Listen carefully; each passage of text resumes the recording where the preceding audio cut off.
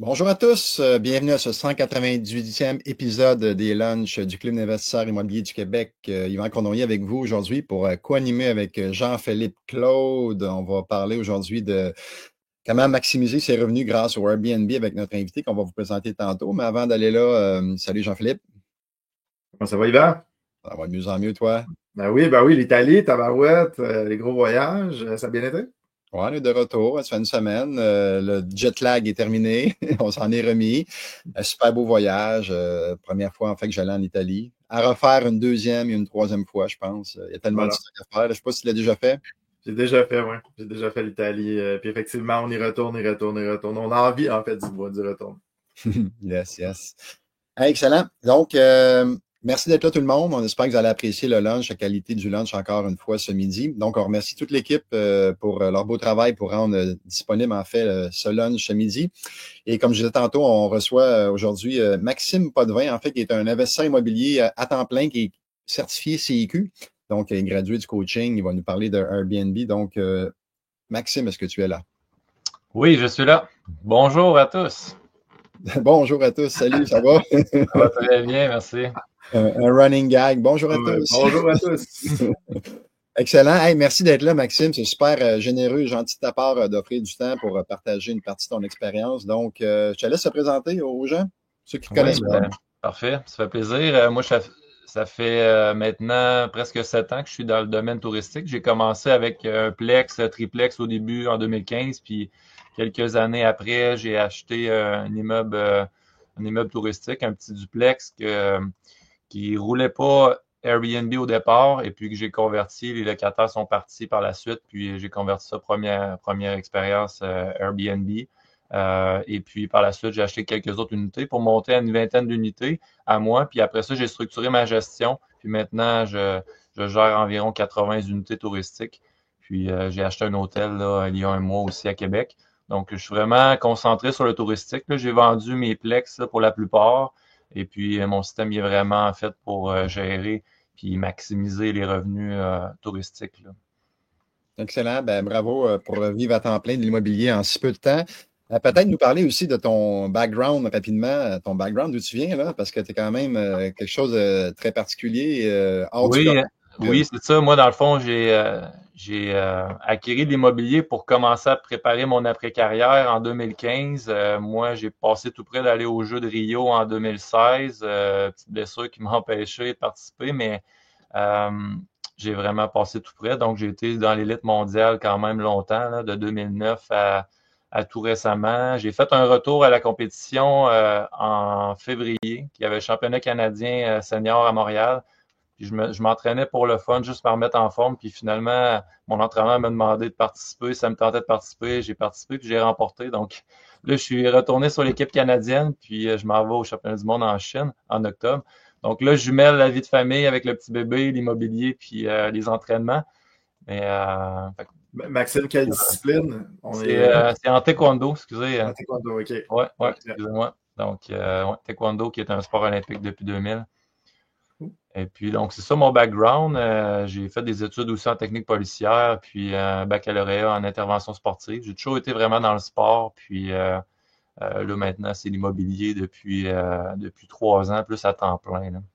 Fait que je présume que tu as appliqué, tu as pris les mêmes principes qui t'ont permis de cheminer dans ta carrière sportive que tu l'appliques en immobilier. Je suis sûr que ton mindset y suit, puis ça doit t'aider. Effectivement, tu sais, beaucoup de résilience, on le sait, là, peu importe dans quel projet qu'on s'embarque, là, c'est jamais facile. Puis ceux qui finissent par bien performer puis qui sont solides plus tard, ben c'est ceux qui lâchent pas, on peut dire, puis qui trouvent des façons que ça fonctionne les projets. Donc, tu sais, c'est de se mettre toujours en mode solution, puis aussi d'essayer de voir un peu d'avance. Visualiser qu'est-ce qui va s'en venir. C'est vraiment c'est ça, comme tu dis, Yvan, là, d'avoir un bon mindset pour affronter tout ça, là, de ne pas se faire envahir par les émotions, mais de regarder vraiment vers les pistes de solutions, là. Les sportifs sont souvent des bons entrepreneurs. On le voit souvent, là. Les joueurs de hockey aussi, des fois. Ouais. Ça fait vraiment des bons parce que justement, il y a une rigueur. Il y a une rigueur dans le travail, il y a une méthodologie, il y a un désir d'arriver à un but ou un sommet. Fait que Ouais, bravo ouais. pour l'ensemble, Maxime. Jean-Philippe, Sport de combat, surtout, on est en affrontement contre une autre personne. Puis, c'est un sport quand même qui est full contact aussi. C'est pas le but premier comme la UFC, par exemple, les combats ultimes, mais on a le droit quand même, on accorde. Donc, quand tu affrontes quelqu'un, puis tu le sais que tu peux te ramasser au plancher, ben c'est vraiment un affrontement de grande intensité. Fait qu'après ça, tu te dis, je fais des transactions immobilières, ça va mal, mais c'est quoi qui peut arriver de pire? Je peux pas me retrouver, je peux pas avoir un coup puis me retrouver KO ou ça. Là, ça va être juste que on va recommencer un autre financement ou on va trouver une autre solution là, pour résoudre le problème. Là. En fait, là, on a parlé de location court terme avec la plateforme Airbnb, mais il existe d'autres façons de faire, semble-t-il. Je sais qu'aux États-Unis, il y a VRBO, il y a quelques plateformes. Puis toi, lesquelles tu utilises et pourquoi? Les avantages et désavantages, mettons, de chacune des plateformes? Ben c'est sûr que tout le monde connaît. Quand on dit le mot Airbnb, ça fait référence à la location touristique. Évidemment, ils ont tellement fait leur nom. Mais c'est sûr que le deuxième plus gros joueur, on parle de Booking.com, qui a beaucoup de réservations, surtout dans l'hôtellerie. Là. Les chalets un peu moins, mais on en a quand même. Puis VRBO, qui est le groupe Expedia. Donc ça, c'est les trois principaux joueurs en location touristique. Quand on est au niveau des chalets, on va aller vers Oui Chalet, Monsieur Chalet, Chalet à louer au Québec. Il y a plusieurs sites là aussi pour s'afficher dans ce genre-là. Mais il reste que les principaux, c'est les trois que je vous ai nommés. Et puis Airbnb, je dirais que ça va y aller pour 80% de nos réservations en moyenne pour ce qui est soit des chalets ou des condos touristiques là, proches de la ville. Par contre, ceux qui ont un site qui est bien référencé, par exemple, on a un beau chalet, puis on fait faire un site Internet, et puis on arrive à avoir un bon référencement, on est capable d'aller chercher une certaine part là, de réservation avec ça. Je dirais que ça peut aller de 20 à 30%. Ça peut monter plus haut, mais il faut mettre beaucoup d'argent dans le marketing. Alors que Airbnb, on met ça sur la plateforme, puis ils sont tellement bien connus, on voit les annonces passer à la télévision, sur les médias sociaux, que on a beaucoup de réservations là-dessus. Et puis, la simplicité d'Airbnb fait en sorte qu'il y a beaucoup de gens qui vont y adhérer. Tandis que Booking et VRBO, c'est un petit peu plus compliqué. Je dis pas que c'est difficile, mais il y a des choses qu'il faut faire et des choses qu'il ne faut pas faire pour que ça fonctionne bien, là, puis que la mise en place se passe bien. Là. Justement, as-tu un petit truc ou une erreur à éviter sur Airbnb, un truc pour que ça pogne mieux, que toi tu utilises, ou une erreur à éviter qui faites pas ça parce que vous allez vous tirer dans le pied. As-tu quelque chose que tu pourrais partager? Ben, ça peut être aussi niaiseux que d'oublier de mettre ses taxes là, sur Airbnb, puis on affiche, puis là, on met nos prix qui sont taxes incluses. Puis à la fin de l'année, on se rend compte que, finalement, je dois envoyer 15% de taxes là, au gouvernement parce que je ne l'ai pas chargé là, sur la plateforme. Donc, très important là, de mettre ses taxes avec les bons numéros de taxes. Puis, Airbnb, ils ont toutes sortes de façons de calculer les taxes aussi. Là. Des fois, il faut modifier ou rajouter des petits pourcentages parce que, mettons, ils ne vont pas taxer sur leurs frais de service alors que le gouvernement va nous le réclamer là, si on a une vérification. Donc, c'est beaucoup de choses techniques quand même là, à vérifier par rapport à ça. OK, excellent, excellent. Je pense que les gens ont commencé à se manifester là, dans le chat. Jean-Philippe, se peux-tu? Ouais. Oui, j'ai dit exact. Excusez. Bloopers! On y va. Ouais, on va rajouter ça dans les bloopers. Le Maxime, question 5, côté assurance. Comment ça se passe dans le court terme? Côté assurance, c'est commence à en avoir un petit peu plus qui sont ouverts à ça, je dirais. On a des courtiers comme J.A. Lemieux qui vient de changer de nom. Je pense que c'est rendu Telio, parce que je me rappelle plus par cœur. Mais c'est sûr qu'il faut s'attendre à ce que le montant soit plus élevé. On parle de presque 2 fois le montant au niveau des assurances. On a un TAC là, qui vont assurer aussi du court terme, mais c'est ça. Il faut vraiment prévoir 1,5 fois à 2 fois le montant là, par rapport à, mettons, un logement, d'un multilogement. Là. OK, parfait. Puis si je me permets un petit conseil, mettons, de coach, là, ne mentez jamais aux assurances. Si jamais vous avez assuré comme un logement à long terme puis se rendre compte que vous faites du court terme, c'est des raisons pour ne pas assurer l'immeuble, là. C'est des questions de faillite, ça, là. Fait que, Effectivement, il y a toutes sortes de petites choses aussi. Dernièrement, j'ai fait construire un nouveau chalet, puis on avait un filet suspendu dans le chalet. Puis juste à cause de ça, ça a été compliqué de trouver un assureur là, qui nous assure. OK, Donc, super. faut pas oublier de mentionner ces choses-là parce que si justement il arrive un accident avec les clients sur place puis qu'on n'a pas mentionné ça, c'est là qu'on peut avoir un problème. Cool. Super. Tu avais parlé Euh, de vente aussi à midi 11. ouais, mais Guillaume, Patrick, évidemment, les questions de financement, on en parlait en régie. Ouais. C'est sûr que ça va venir un peu, comment ça fonctionne un peu, grosso modo, là, à haut niveau, là, comment ça peut se passer le financement. Ouais, c'est sûr qu'il y a beaucoup d'institutions qui sont pas ouvertes à ça, mais par contre, il y a certaines institutions qui commencent à avoir un appétit pour financer du court terme et souvent, ils vont demander un historique de revenus. En ce moment, on a la CIBC et la BMO qui sont ouverts à ça. Ça dépend quand même aussi de votre profil, mais ils vont suivre quand même à un historique de revenus. Desjardins, on s'attend à ce qu'ils demandent 50% de mise de fonds. Donc, souvent, les gens, ils financeront pas avec Desjardins. Par contre, comme dans mon cas, la plupart des projets que j'ai financés au départ, les immeubles n'étaient pas en touristique au départ, mais ils avaient un zonage qui permettait de faire du touristique. Donc, j'avais des locataires en place. J'ai financé, par exemple, avec Desjardins Entreprises à 80% de la valeur. Et puis, par la suite, les locataires sont partis où j'ai fait le changement d'usage.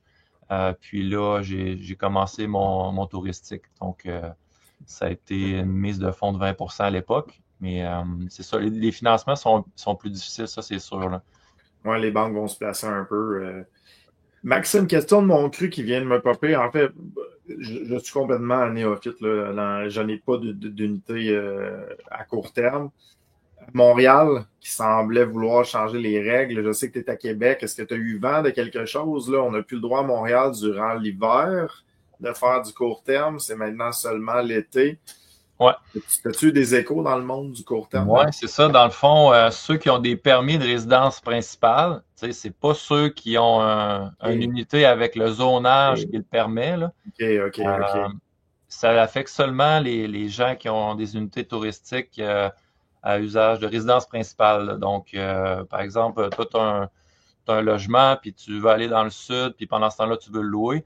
Ben, à Montréal, il va juste être permis de faire ça, de le louer durant une certaine période qui est l'été. Je crois que les dates, c'est du 15 juin au 15 septembre de mémoire, mais c'est vraiment dans cette zone-là. J'ai pas les dates exactes, là, mais donc on va seulement pouvoir le faire 90 jours dans cette période-là. Auparavant, c'était 90 jours qui est autorisé.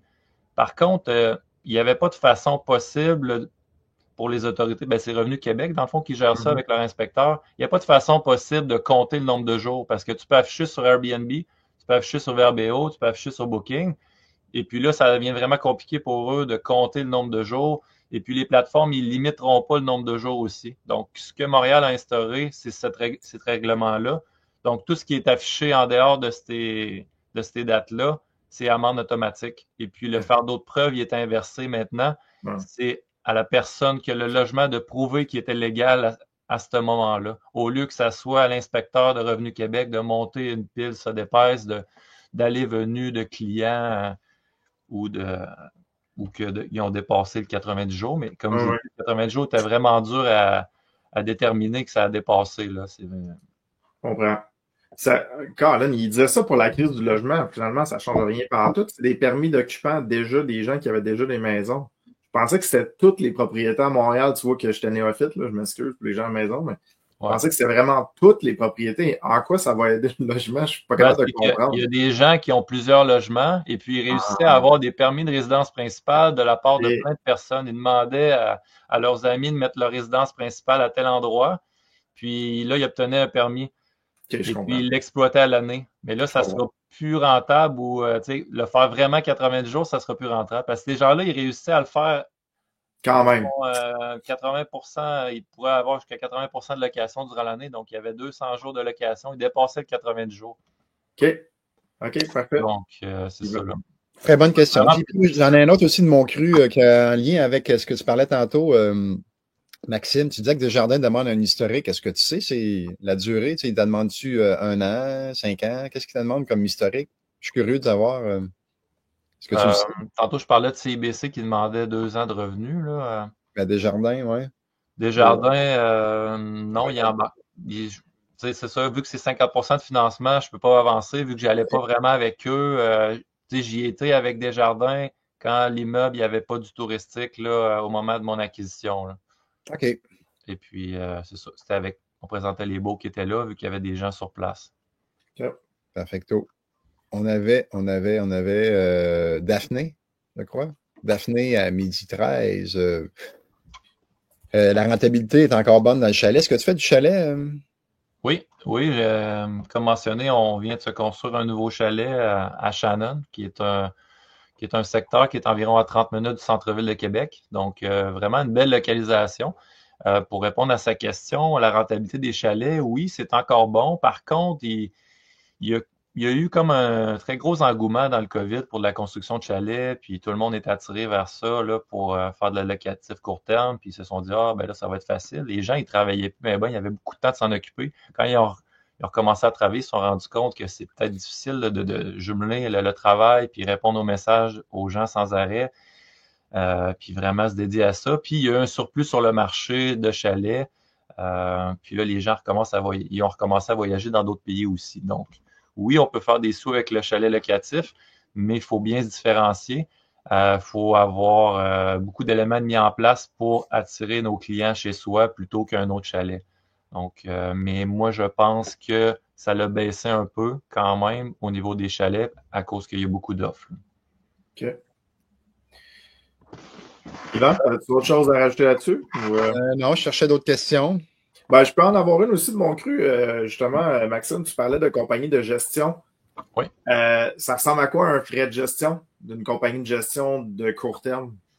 Un frais de gestion d'une compagnie de court terme, ça peut aller entre 15 à 35. J'ai déjà vu jusqu'à 35 même, là, mais souvent, dans des montants aussi hauts, on parle d'un projet qui a été mis en place avec, mettons, dans le domaine du Vertane, je ne sais pas si vous savez, ou parce qu'il y a des endroits qui ont vraiment un site à entretenir et tout ça, avec beaucoup de services. Fait que ça va inclure quand même ça dans les frais. Fait que c'est vraiment une gestion complète. Puis il y a des compagnies qui partent à 15% aussi, mais ça dépend vraiment des performances de chacune, ce que les compagnies de gestion vont vous offrir, les outils technologiques qu'ils vont utiliser. Donc, c'est ça aussi. Ça va dépendre le besoin du client, qu'est-ce qu'il veut. Est-ce que, comme je te remets les clés puis occupe-toi de tout, ou le client, lui, est prêt à quand il y a un problème, où il veut pas du tout être au courant de tout ça. Ouais, tout est géré, son inventaire, est-ce que c'est lui qui s'occupe de stocker? C'est vraiment déterminer avec le client qu'est-ce qu'il veut, puis après ça, le frais, il va suivre. Ouais. Mais normalement, c'est à peu près entre 15 et 20 la moyenne. Là, le spa, le fameux spa. Ouais. Moi, je n'aurais une pour faire du pouce en lien avec la gestion et les outils. Donc, l'application que tu utilises, rapport qualité-prix, la meilleure application pour gérer tout ça, là.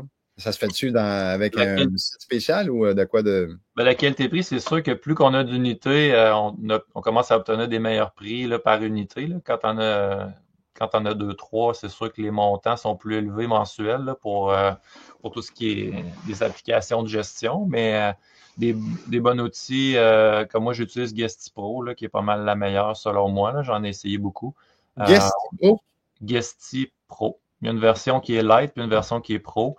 Avec ça, on peut monter à. C'est comme, j'imagine, une location à long terme. C'est OPEM qui est dans les plus complets, je pense. Corpic, celui d'Acorpic. Ah, Corpic, oui. Ouais. Corpic et, Corpic et OPEM, ces deux-là. Mais au niveau touristique, on parle de Hostaway aussi, puis Lodgify. Donc, moi, je dirais que ces trois-là, on a quelque chose pour gérer quand même plusieurs unités, puis d'avoir beaucoup d'intégration aussi, parce qu'il n'y a pas juste le programme qui va gérer pour afficher sur multiples plateformes. On peut intégrer divers programmes pour la gestion des prix, pour des offres spéciales aux clients, pour contrôler, pour les équipes de ménage, pour vraiment avoir des suivis avec eux. On peut en mettre vraiment beaucoup. Il y a beaucoup d'add-ons, de plugins qu'on appelle là, dans ces programmes-là. OK. Je ne sais pas si on est capable de mettre les liens dans le chat. Peut-être après, on verra. Après, il y en avait pas mal. Tu as ciblé quelques questions, Jean-Philippe? Oui. Merci, Maxime. Oui, il y en avait. Les gens se sont déjeunés. La plateforme ici. J'aimais bien la question de Patricia ici. Quand on a un marché saturé, qu'est-ce que tu as trouvé qui te permettait de te démarquer dans un marché saturé? Y avait quelque chose en particulier? C'est sûr que la classique du spa, c'est rendu. Tu sais, quand tu as un chalet, ça te prend un spa. Oui, il y a des problèmes qui viennent avec ça, mais ça te prend une bonne équipe là, pour le spa, puis des règlements qui sont mis en place aussi quand l'eau est perdue et tout. Ouais. Mais c'est sûr qu'il faut, quand on a un produit, il faut regarder ce que les autres offrent, puis aller chercher des éléments distinctifs là, qui fait en sorte qu'on a quelque chose de plus. Donc, on va pousser un peu plus au niveau de la décoration, de ce qu'on fournit. Tu sais, comme nous, on a mis un filet suspendu, on l'a vu à plusieurs endroits. On a mis un foyer au gaz, on a mis un espace pour les jeunes enfants avec une murale pour les enfants, un coin jeu. On a mis un coin pour les ados avec un Nintendo. On a mis un bar en haut avec table de poule, table à baby-foot, jeu d'or, le bar, un arcade avec 10 000 jeux avec les petits fusils. On a quand même beaucoup d'éléments. On fait un terrain de volleyball. Et on peut en mettre. Là, donc, plus qu'on en met, plus qu'on va aller chercher des gens, puis les gens ils vont voir les photos. On loue ça avec les photos en premier. Donc, plus qu'on a des belles photos, on a des éléments qui attirent les gens. OK, il y a ça là, il y a ça là. Ah ben, on va aller là. Il y en a qui font des salles de cinéma. On peut s'inspirer en regardant qu'est-ce qu'il y a sur le marché, puis plus qu'on a du budget, ben on met les éléments dans notre chalet. Mais des fois, c'est juste de prendre du temps pour faire des choses qui sont bien conçues. Après ça, on met des belles photos, que ça attire l'attention, puis on se démarque. Là. Nice. Et non juste mettre des meubles, puis on a un beau chalet neuf, puis on met des meubles. Ben, il y en a beaucoup qui font ça. Il faut prendre un petit peu plus de temps. Là. Cool. Merci. On avait une question intéressante aussi de Gino. Est-ce que tu sais que si au Québec, il y a une plateforme qui regroupe en fait toute l'information à savoir si on peut faire de la location court terme dans un secteur ou non, ou il faut vraiment y aller par municipalité? On peut aller voir sur la carte. Moi, je vais voir sur la carte interactive là, de la Ville de Québec. Puis à Québec, c'est le zonage C10. Donc, si on marque sur Google, par exemple, hébergement touristique Québec, on va sortir les PDF là, de tout ce qui est Sillery, Centre-Ville, Charlebourg, Beauport. Puis là, on a les cartes. Donc, on est capable de voir la carte. Ça va être des zones qui sont en rouge. Puis après ça, ensuite de ça, il faut le comparer avec, par exemple, sur Google ou sur la carte interactive qu'on a. Là. Fait que, moi, souvent, quand je fais de la prospection, ben, je vais ouvrir les 3 pages, je vais ouvrir mon centriste, je vais ouvrir la carte interactive, puis je vais ouvrir aussi les zones qu'on m'a indiquées sur le site de la Ville de Québec là, qui le permet. Parce qu'il n'y a pas vraiment... Ben, il y a peut-être une application payante maintenant, là, mais qui permet d'avoir vraiment la carte avec les rues très précises là, dessus. Là. Ça, c'est pour la Ville de Québec, mais à la province de Québec, tu ne sais pas s'il existe un outil global. Peut-être que récemment, il y a eu une application ou un programme payant par rapport à ça, mais comme ça, je ne pense pas qu'il y en ait qui est accessible là, sans frais. Là. Cool. OK, excellent. Le temps file, midi et demi. On va procéder à des petites annonces. Peut-être tu peux cibler 2-3 questions encore, Jean-Philippe, qui vont être intéressantes pour les gens. Yes, les gens se délient, là. J'aime ça. Je vais pour une question. Je sais qu'il y a beaucoup de questions, mais je vais pour une question générale parce qu'il y avait des questions de rentabilité et tout. Est-ce que, mettons, je décide d'acheter un chalet pour ma famille, c'est le cas typique aussi qu'on voit, je le loue pendant que je suis pas là. C'est quoi mon expectative de rendement? Est-ce que je vais avoir un chalet gratuit? Est-ce que je vais être capable de faire un petit peu d'argent avec ça? Je sais que les paramètres sont larges, là. Ouais. C'est comme tu dis, les paramètres sont très larges parce que ça va dépendre du prix d'acquisition en premier, le financement qu'on a. Là, c'est quoi nos coûts fixes? Puis, qu'est-ce qu'on est capable d'aller chercher? Ben là, ça va dépendre de son expérience en gestion, de qu'est-ce qu'on va mettre dans notre chalet, qu'est-ce qui va... Je te le donne, Maxime. Je te le donne, mon chalet. Je le donne en gestion.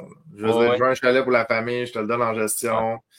Et, oui, on met un petit peu d'argent dedans. Tu sais, je sais que c'est une raie du pouce, mais à peu près, ça va ressembler à quoi? Ben, c'est ça, c'est vraiment variable. Ça dépend du prix d'acquisition, mais je te dirais que mettons, avec mon expérience, moi, je suis capable de faire un 30% au moins de plus que quelqu'un qui n'a pas d'expérience là-dedans. Fait que oui, il y a un frais de gestion, mais au final, il est absorbé puis ça roule tout seul, là.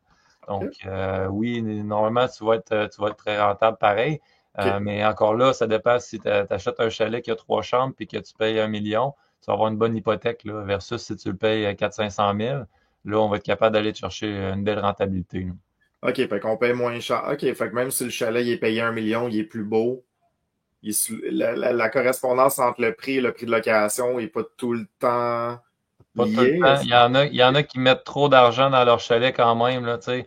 Il y a des choses, ça dépend du marché. Je sais qu'à Québec, aux alentours, peut-être qu'à Tremblant, tu peux aller dans du plus haut de gamme, puis mettons à Los Angeles, des places comme ça, que tu loues des villas de prestige, là. Mais Floride, Nicolas ouais, Lapointe, Floride aussi. Donc, non, c'est ça, il y a des limites là, par secteur quand même, puis il faut faire attention, là. OK, parfait. C'est sûr que moi, je suis capable de faire une belle évaluation du projet. Tu sais, souvent, j'invite les gens à communiquer avec moi, puis je leur fais une analyse de secteur, puis je leur donne des idées de rendement. Je regarde vraiment ce qu'on est capable de sortir les revenus de tous les comparables aux alentours environ. Puis on est capable de se positionner, puis je vais dire, regarde, on peut aller chercher en temps et temps avec mes services, avec mon expérience, là. Cool, merci Maxime. Petite rapide, Sabrina qui semblait avoir une rumeur avec la période estivale à Québec qui interdit les Airbnb pour pas nuire aux hôtels. Est-ce que c'est vrai, ça? En période estivale, à Montréal, pour la ville de Québec, je n'ai pas entendu parler, mais ce qu'on parlait tantôt, donc interdit pour les résidences principales, mais si on a un zonage qui le permet, on peut le faire à l'année. Donc, on parlait de résidence principale pour Montréal. Québec, c'est pas ça encore, mais moi, je pense que ça va s'en venir aussi. Parfait. Fait que Sabrina, pour l'instant, fausse rumeur. Katia, je vois Raphaël, Yvan, tu m'arrêtes. C'est bon, après, on va procéder au tirage. Parfait. As-tu déjà fait une demande de changement de zonage, Maxime, pour du touristique? Non, je pense pas que ça se fasse vraiment. Moi, je côtoie beaucoup de gens dans le touristique, puis la seule fois que j'ai vu une situation comme ça fait quelques années de ça, c'est quelqu'un qui était dérogatoire. Il s'est fait donner tellement d'amendes, il a continué à exploiter, puis finalement, il s'est fait changer ses taxes pour des taxes commerciales, puis du moment qu'ils l'ont taxé commercial, lui, il était capable de se débattre en cours pour dire, vous me taxez commercial, ben, je dois avoir mon zonage commercial, puis là, c'est un 16 logements qui a été converti touristique. Wow! Ouais. C'est une belle shot, là, mais j'ai jamais entendu d'autres histoires comme ça, là. D'acceptation de changement de zonage. Ils vont changer le zonage, mais ils vont enlever le touristique. C'est ça qui se passe, là. Ils veulent vraiment que ça soit plus des secteurs qu'on retrouve juste du court terme. Ce qui peut causer problème, c'est quand on a des gens qui habitent au travers de l'exploitation touristique, parce que des fois, il peut y avoir des parties, puis c'est des va-et-vient, tout ça, là. En général, ça se passe bien, mais les nouveaux secteurs qui se font, c'est vraiment OK, à tel endroit, on autorise du court terme, puis on veut que ça soit juste du court terme. C'est comme dans la ville de Québec, on a le projet Le Caméléon, le Cayman, puis là, il y a un nouveau qui s'en vient l'été prochain. Pas cet été, l'autre après, c'est le Cobalt. Donc, c'est des tours qui ont environ entre 50 à 70 unités. Puis c'est presque juste des gens court terme d'exploitation touristique à l'intérieur. Il n'y a pas de gens qui habitent là l'année. OK. Cool. Hey, Maxime, après le tirage, on aimerait ça t'entendre peut-être sur un conseil, un mot de la fin, une erreur à éviter, un défi, un de tes plus grands défis en Airbnb, en location court terme. Donc, pense à ça. On revient à toi, Jean-Philippe, pour peut-être une question puis un mot de la fin de Maxime. Ça s'est bousculé aussi dans les questions. En passant, Maxime, tu vas pouvoir, si jamais tu veux, sur le Facebook après. Là, je sais que ça s'est vraiment bousculé vers la fin. Là, il y a même des discussions avec les gens, avec les commentaires. Peut-être un fait qu'on avait déjà jasé avec Richard Dameau. Je me souviens justement dans une semaine des millionnaires. Ouais. Est-ce que le fait d'opérer une propriété en court terme, est-ce qu'on va devoir vendre avec TPS, TVQ? Si oui, est-ce qu'on peut réclamer aussi? Fait que je t'écoute là-dessus. Oui, dans le fond, c'est assujetti aux taxes là, quand on va revendre notre propriété. Ceux qui l'opèrent résidence principale, normalement non, là, mais quand on a un permis qu'on l'exploite à l'année, c'est revendu plus taxes. Il y en a qui pensent que ça va les nuire dans leur vente, mais au contraire, les gens qui vont l'acheter, ils doivent seulement s'inscrire aux taxes avant leur acquisition ou après, dans les 90 jours, je pense qu'ils ont, puis ils vont récupérer les taxes. Ou chez le notaire directement, il y a comme une annulation des taxes. Là. La remise est faite puis est récupérée automatiquement par les acheteurs. Donc, les acheteurs ne payent pas de taxes à ce moment-là. Là. S'ils continuent de l'opérer en commerce. Là, oui, c'est ça. Okay. Ouais, cool. Il y en a même qui réussissent à financer leurs taxes. Là. Donc, par exemple, c'est vendu 500 plus taxes, donc 575 000 financés.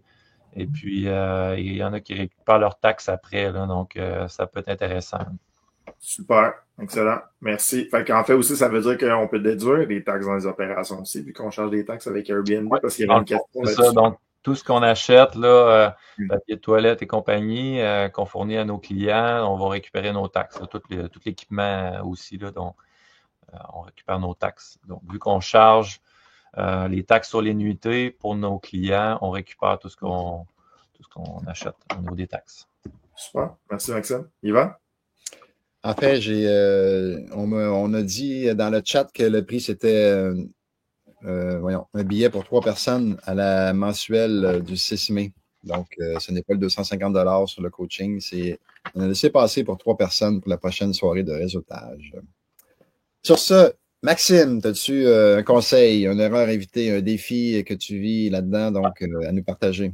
Bon, les défis dans tout ce qui est touristique, je dirais que c'est de bien maîtriser les outils technologiques, donc les mises en place sur les plateformes, tout ce qui va nous permettre de contrôler nos prix, puis tout ce qu'on peut avoir, des outils dans les programmes de gestion. Donc ça, c'est beaucoup d'apprentissage. Là. Dès qu'on a plus qu'une unité, on doit se tourner vers des outils comme ça. Parce que c'est quand même un domaine qui est prenant, beaucoup d'entrées, sorties, beaucoup de questions des clients, donc il faut qu'on soit bien structuré. Des erreurs à éviter, je dirais que faut pas sous-estimer la mise en place qu'on fait de nos unités parce que nos premières locations sont vraiment importantes. Il faut que tout soit bien pensé, puis que nos unités, le client y arrive, puis il manque de rien, puis ce qu'on a présenté, on retrouve tout ça sur place. Donc, du processus d'arrivée jusqu'à temps qu'il parte, il faut que le client, ça soit simple pour lui. Donc, si on manque notre coût au début, puis on a des mauvais commentaires, après ça, on va être moins bien positionné sur les plateformes de location, puis ça va être plus difficile. Là. Donc, il faut vraiment partir, faut avoir un départ de feu, comme on dit, puis après ça, on garde ça en haut de 4.8 pour être considéré dans les super hosts sur Airbnb, qui est le site principal de location. Sinon, un conseil, ça serait que ce qu'on présente, nos photos, on a bien beau avoir des belles photos, on a fait une belle annonce et tout, on est affiché partout. Il faut que l'expérience client suive. Donc, quand le client va arriver, faut pas que la moitié des choses fonctionnent pas ou qu'il n'y ait pas de papier de toilette, il manque, il n'y a pas aucun article essentiel de fourni, la propriété n'est pas là. Donc, il faut vraiment faire suivre ce qu'on présente avec ce que le client vit. Puis après ça, on va avoir des beaux 5 étoiles, puis on va être bien positionné, puis on va avoir une belle rentabilité, puis on va faire du cash flow. Cool. Merci, excellent. Excellent. Hey, merci, Maxime, pour ta générosité puis d'avoir pris le lunch. D'avoir passé le lunch avec nous. Ouais, c'est ça. Bon appétit. Ça fait plaisir. Maxime, est-ce que j'ai compris aussi, t'es dans les appels de coaching maintenant aussi pour le coaching? Parce que les gens posaient la question, est-ce qu'on peut te rejoindre aussi? Oui, exactement. Si vous voulez qu'on prenne vraiment le temps, là, ça ne me dérange pas de répondre à une petite question comme ça sur Facebook. Si vous voulez vraiment prendre le temps d'établir un bon plan de match, ou vous voulez optimiser vos unités, ou vraiment vous partez de zéro, vous voulez être conseiller, vous pouvez prendre un appel de coaching avec moi, ça va me faire plaisir. Excellent. Merci. Merci. Jean-Philippe? En fait, moi, j'apprends autant. Hein. Comme j'ai dit, je suis loin d'être expert à ce niveau-là. Je suis un client d'Airbnb, mais de l'autre bord. On loue des chalets et tout, mais ça a toujours été un domaine qui m'a titillé. Puis honnêtement, au nombre d'événements qu'on fait à Tremblant, Justement, ma blonde disait, on se réunissait une gang, on était comme 30-40 d'immobilier, puis on louait des chalets d'un de mes partenaires. Puis ma blonde me disait, je peux pas croire qu'à ce monde-là d'immobilier, il y a personne qui a de chalet à Tremblant. Ben non, il y a personne qui a de chalet à Tremblant. Fait que ça va être à travailler. D'ailleurs, je sais pas si elle écoute, je la salue. Ça nous avait bien fait rire. Fait qu'on, définitivement, c'est quelque chose que je vais regarder dans le futur pour ça. Fait que c'est une curiosité qui m'habite. Voilà. Fait que j'apprends en même temps. Je suis étudiant de ce domaine de l'immobilier. Pareillement pour moi, je n'ai pas fait de Airbnb en tant que propriétaire. Donc, merci de tes conseils, Maxime. Donc, nous, on se revoit, Jean-Philippe, le 12 mai prochain, donc la semaine prochaine, on va recevoir en fait Alexandre Gagnon de Pivot Consultant. Donc, il va nous parler de rénovation payante ou investir en fait pour maximiser la valeur de nos immeubles. Et ça sera le 199e lunch avant notre 200e, en fait, qu'on va recevoir M. Lépine. Donc, c'est un rendez-vous la semaine prochaine, à ne pas manquer. Donc, sur ça, merci beaucoup à tous d'avoir été là, d'avoir partagé. Et on peut même continuer à partager ceux qui ne l'ont pas fait. Et je vous dirais go, go, go à tous cette semaine. Bye.